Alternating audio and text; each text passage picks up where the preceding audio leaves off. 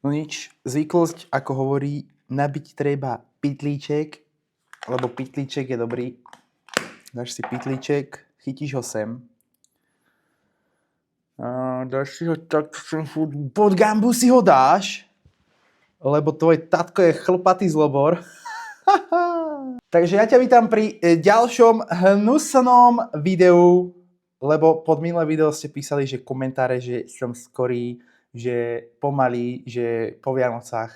Ale lepšie neskoro, jak nikdy. Ale zase ja si vážim vaše komentáre, dúfam, že ste to nemysleli žiadno zlé, že by ste ma chceli zabiť alebo tak. A môžeme sa pustiť do ďalšieho videa. A toto video bude tiež o Vémolovi. Akurát s tým rozdielom, že teraz sa budeme baviť o lepšej veci, o ktorej tu skoro nikto nehovoril na reakčnom YouTube. Chápeš? Reakčný YouTube. Nehovoril o tom nikto. OK, takže máme tu článok Vémolen v neistote, auto pod pečaťou a súkromná zoo bez pána. Z čoho teraz Lela financuje život v luxuse? Aby som hneď na začiatok povedal, nehrám sa na žiadneho sudcu ani na nič podobné. Nikto z nás nevidí na účty, do tých spisov, ani do ničoho takého. Ja len reagujem na článok proste. Nebudem vám to tu čítať celé, ale môžete si to prejsť sami. Proste v článku píšu, že Vémola si predtým, ako ho zatkli, kúpil 21 bytov, nejakú nehnuteľnosť v Dubaji, extrém. Tuto článok tvrdí, že aj keď proste tohto človeka čakal finančný kolaps, tak vraj to má byť nastavené tak, že rodina má mať stabilizovaný nejaký systém, vďaka tomu, že Carlos si nakúpil tie byty. Potom tu máme tú vec, o ktorej som hovoril na začiatku, že vraj má mať prenajatých 21 bytov a tie majú vlastne pokryť splátky na tie úvery, ktoré si zobral na tie byty, hej. A proste, že má byť ešte prebytok peňazí, lenže my nevidíme do účtov ani do ničoho iného.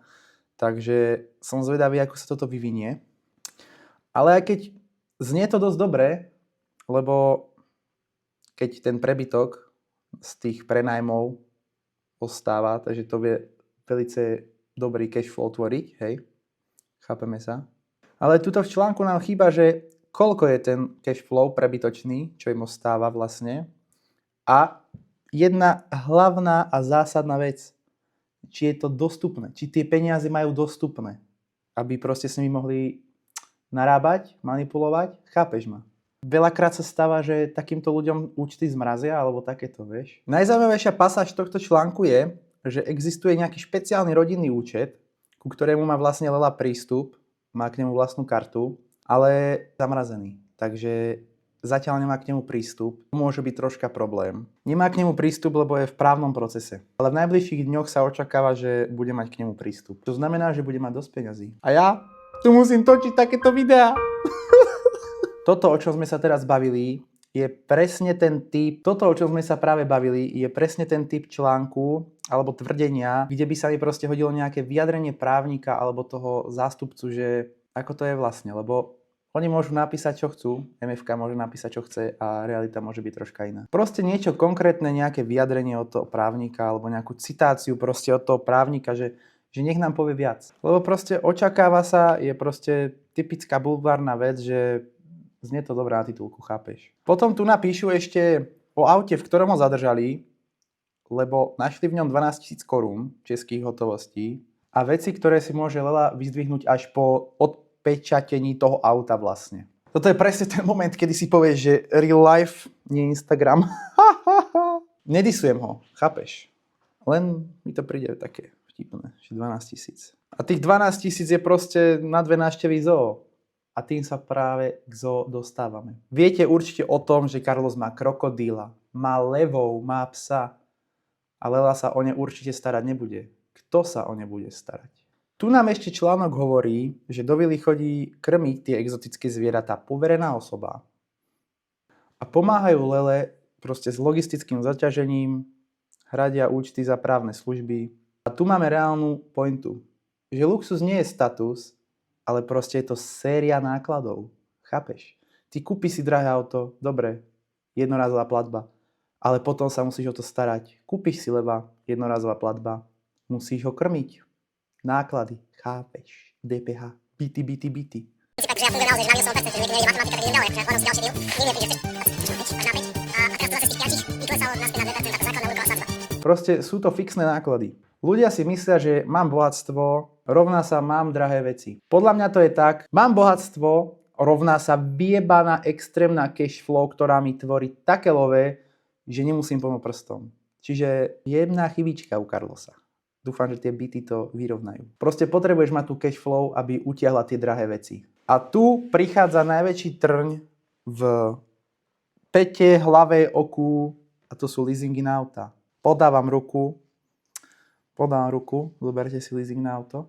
Reálne tuto o tomu článku paradoxne verím najviac, že reálnym problémom nemusia byť proste byty, ale tie leasingy na auta, lebo tie byty sú proste, ak sú teda prenajaté, tak sú v pohode, ak sa pokryjú. Ale reálny problém sú auta na leasing, lebo to je čistý náklad, ktorý nič nezarába. Toto je jedna z mála vecí, ktoré dávajú logiku bez ohľadu na bulvárny štýl. Poďme si to zhrnúť teda, čo sme sa dozvedeli z tohto článku. Overené je, že zadržanie prebehlo, ale stále to nie je odsúdenie.